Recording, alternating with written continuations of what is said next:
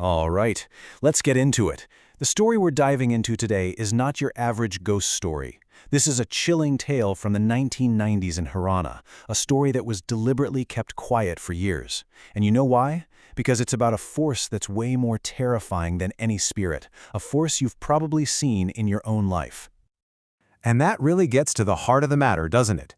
What happens when the thing you should really be afraid of isn't some ghost hiding in the dark, but the greed that's lurking right inside a human heart? Well, we're about to find out. So let's set the scene. Our story kicks off at this secluded farmhouse in Haryana, and it's all about two main people. Raghav Malik, a rich businessman living out in Delhi, and Raju, his caretaker who's been loyal to him for a solid 10 years. So the stage is just perfectly set for something to go wrong. You've got this remote location, a wealthy owner who, and this is a really crucial detail, has a known heart condition, and then you have Raju the caretaker with a decade of loyalty under his belt. But the real kicker, the warning, a planned power cut from 9 p.m. all the way to 3 a.m. It's the perfect cover for whatever darkness is about to come. And this is where things take a hard turn, because the entire story now shifts to Raju's point of view. What was supposed to be just another normal, quiet evening for him, well, it completely spirals into a night of pure, escalating terror. It all kicks off with this frantic phone call to Raghav. Raju is completely out of breath. You can just hear the panic in his voice. He's telling his master that something is terribly, terribly wrong at the farmhouse. That he literally feels like his own death is standing right there in front of him. He's sure the place isn't safe anymore. And the story Raju spins is straight out of a horror movie. He says that when he was heading back to the farmhouse, he felt this presence following him right inside. Then he heard footsteps just circling the house. He looks out the window and sees a face just laughing at him. And then, the final straw. The power cuts out at the exact moment he was warned about. He turns on an emergency light, and boom, there's a headless woman standing right next to him. So, Raju is absolutely convinced that some evil spirit has taken over the farmhouse. He tells Raghav that he bolted for the stable and has been hiding there ever since, just paralyzed by fear, waiting for his master to show up and save him. Naturally, Raghav is concerned, so he rushes over to the farmhouse. But the second he arrives, the first thing that hits him is this eerie silence. And that's the first major red flag that something is really, truly wrong here. Now this is a huge deal. For 10 years, every single time Raghava has come to the farm, Raju has been at that gate to welcome him. But not today. The house is completely dark, silent. Raghava eventually finds him, and he's just cowering in a corner of the stable. Raghav's trying to calm him down, asking what has him so scared. And Raju just looks right past him, his eyes completely wide with terror, and he whispers, "The one standing behind you." Raghav's just whips around, and of course, there's absolutely nothing there. Raghav just brushes it off, thinking Raju is in shock. But then, the so-called haunting starts for him. He hears a door creak open, then the sound of glass shattering. He catches a glimpse of a shadowy figure dashing across the hall. He hears this chilling laughter echoing through the house. And then, right on schedule, at exactly 9 p.m., the lights go out. He makes a run for the stable to find Raju, but he's gone, vanished. He decides he's getting out of there. He runs to his car, ready to just floor it, but then he realizes his keys. They're back inside the house, sitting on his bedside table. He's trapped. He has no choice but to go back into the house that he now believes is genuinely haunted.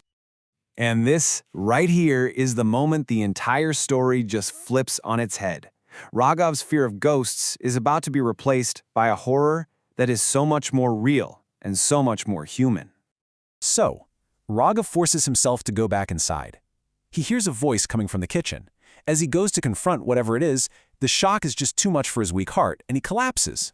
He wakes up at 2:50 a.m., just 10 minutes before the power is supposed to come back on, and he can hear someone on the phone talking about a plot.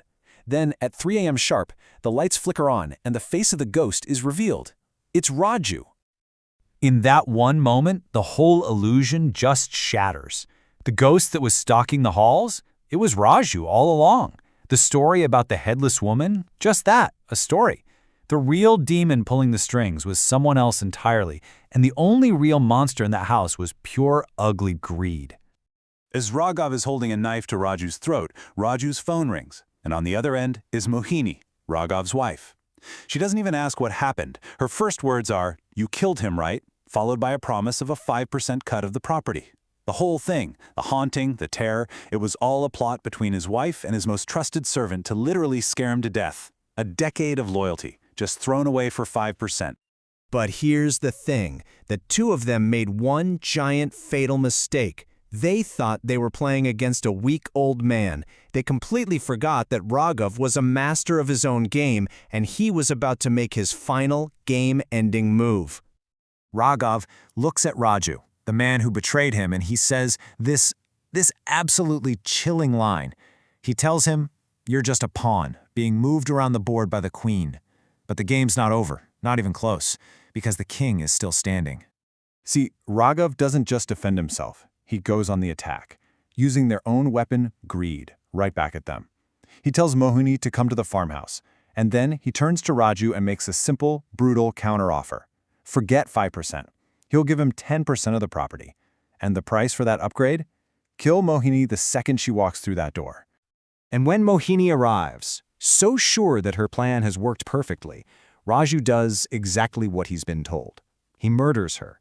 He then looks to his master, probably expecting his reward, but Raghav, he has one last move to play, and this is the one that ends the game for good.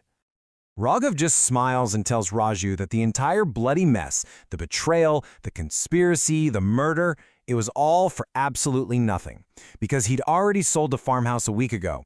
The property they just killed for didn't even belong to him anymore.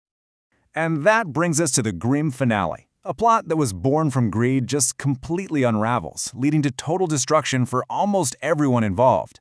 Except, ironically, for the one man who was supposed to be its victim. So, let's just look at the final score here. Mohini, the mastermind, ends up murdered by the very pawn she thought she controlled. Raju, who threw away a decade of loyalty for a 5% promise, ended up with nothing but blood on his hands, and later took his own life. And Raghav? Well, in the eyes of the law, he's the tragic victim, a grieving husband whose wife was killed by her lover in a jealous rage. He walked away without a single blemish.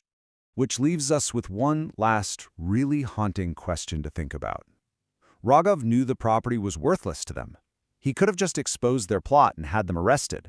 So, was his brutal countermove really about survival, or was it something much, much darker? A cold, calculated checkmate that was all about pure psychological revenge. And that is something worth thinking about.